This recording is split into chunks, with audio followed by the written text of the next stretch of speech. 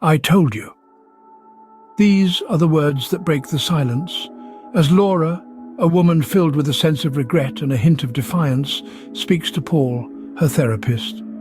The air is thick with tension, and the weight of the unspoken words hangs heavy between them.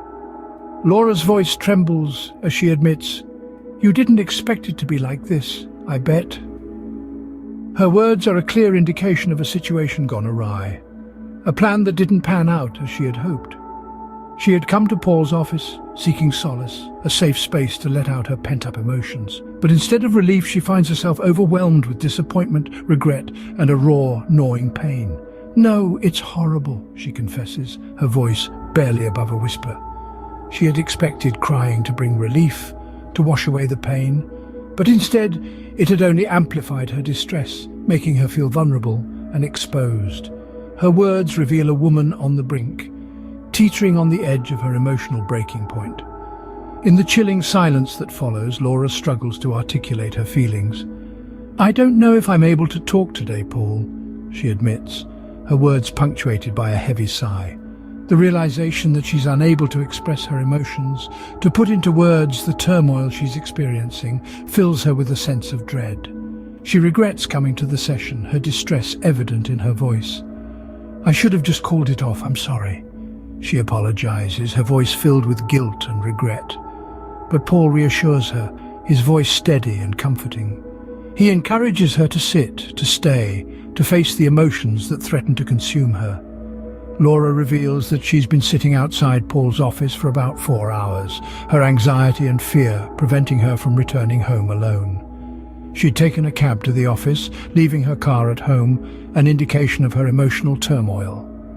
As Laura's story unfolds, she delivers a bombshell revelation. "My life is over," she declares, revealing her decision to leave her husband, Andrew. This revelation marks a significant turning point, leaving Paul on the edge of his seat, pondering the events that led Laura to this intense confrontation with her emotions. "You better tell me the long version." The words hang in the air, a challenge and a lifeline all at once. The tale that follows is as turbulent as the sea during a storm. Laura recalls the bitter argument she had with her husband, a scene painted with sharp words and raw emotions. The house they once shared, filled with love and laughter, now a battlefield of broken promises and unmet expectations. The fight had been a spectacular one, a crescendo of years of simmering resentment and unspoken truths, a symphony of screams and tears, an outpouring of pent-up frustrations, each word a dagger, each silence a chasm widening between them. The climax: Laura walking out, leaving behind a life she once loved, a man she once loved. And then there was Alona, her friend, her confidant, the one who held her hand through the darkest of times, the one who offered a shoulder to cry on when the world felt too heavy. Together they sought solace at the bottom of a glass, the amber liquid a temporary balm for Laura's wounded heart. The night unfolded in a blur of laughter and tears, each drink a step further away from the reality she didn't want to face. But as the dawn broke, so did Laura's facade. She hints at having done something terrible, something that tipped the scales of her already chaotic life towards disaster. The details remain shrouded in mystery, her words a cryptic puzzle waiting to be solved. The regret in her voice is palpable, the guilt a heavy weight she can no longer bear alone. "Believe me, you'd be shocked to know the person that's sitting here." The confession comes as a whisper, a chilling admission that leaves us wondering about the depths Laura has plunged into. The aftermath of her decision, the consequences of that fateful night, still loom large, promising to unravel in the scenes to come. "It's Andrew. He knows I'm here at this time. Why is he calling me here?" Laura's voice is laced with frustration and anxiety, her eyes flicking to her phone. It's the third time her phone has buzzed in less than 10 minutes.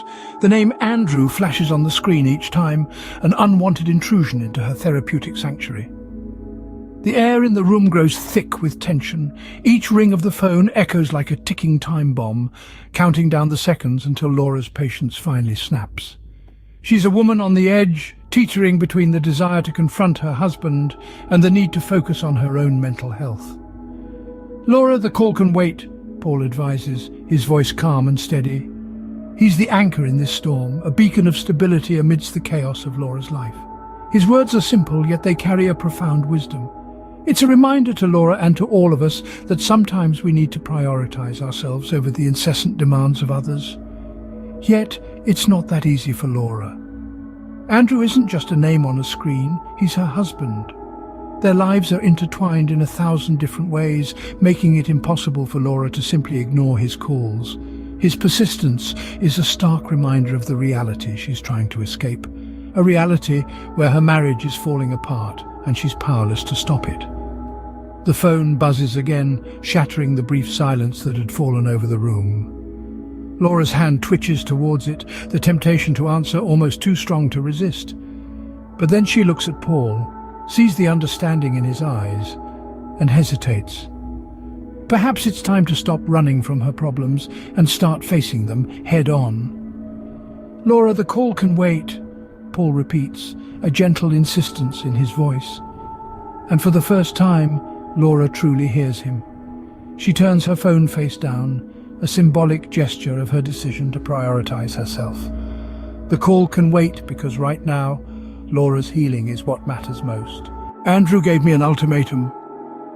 Laura's voice trembles as she utters these words, revealing the harsh reality she now faces. Andrew, the man she's been with, the man she's shared countless memories with, has challenged her with a decision that will, without a doubt, change the course of their relationship forever. A decision that's so black and white, it sends shivers down her spine. It's an ultimatum that leaves no room for grey. It's either marriage, the ultimate commitment, a promise to share a life together, or they part ways, they split up. It's a decision that carries the weight of their shared past and the uncertainty of their future. Andrew has left her standing at a crossroads with only a day or two to choose her path. As Laura grapples with this ultimatum, her voice grows soft, painting a picture of the emotional turmoil that's been thrust upon her. She's been given a time limit, a ticking clock counting down the hours until she must make her choice. And what a choice it is, to choose love and commitment, or to choose independence and solitude. But it's not just the ultimatum that weighs heavy on Laura's heart, it's the finality of Andrew's words. Or else he's out, a stark warning, a clear threat. If she doesn't make her decision, if she doesn't choose, he'll make the choice for her. He'll walk away, leaving her alone with her uncertainty and indecision. Laura's revelation of the ultimatum is like a punch to the gut. It's raw and real, a glimpse into the complexity of their relationship. It's a stark reminder that love and relationships aren't always about grand gestures and fairy tale endings. Sometimes they're about tough decisions, about ultimatums that test the strength of your bond. And so, as Laura grapples with this decision, the clock keeps ticking. Andrew's words echo in her mind, a chilling reminder of what's at stake. He said he can't take it anymore. "I shouldn't have come." Laura's words hang in the air like a heavy fog, a potent blend of remorse and despair. She's been through the ringer, a nighttime saga of heartbreak and self-reproach that's left her shaken to the core. Her eyes, usually vibrant and full of life, are now weighed down with regret. Her voice, once a melody, now a melancholic symphony of sighs. The aftermath of the previous night's events has left her in a state of emotional turmoil, questioning her decisions, her actions, and perhaps even her very self. The sting of her encounter with Andrew, the harsh words exchanged, the ultimatum given, it's all too much for her to bear. She's grappling with a whirlwind of emotions, trying to make sense of the chaos within. Regret seeps into her voice as she laments coming to therapy, a decision made in the throes of her emotional upheaval. Yet there's a calm in the storm, a voice of reason amidst the turmoil. Paul, her anchor in this tumultuous sea of emotions, reassures her. His words, steady and soothing, cut through the thick fog of regret. He assures her that she made the right decision in seeking therapy, in seeking help amidst the chaos. His words aren't just empty reassurances, but a beacon of hope for Laura, a reminder that it's okay to seek help when the world around her seems to be crumbling. It's okay to reach out when the weight of her world becomes too heavy to bear alone. This is the emotional aftermath, a raw and unfiltered portrayal of Laura's inner turmoil.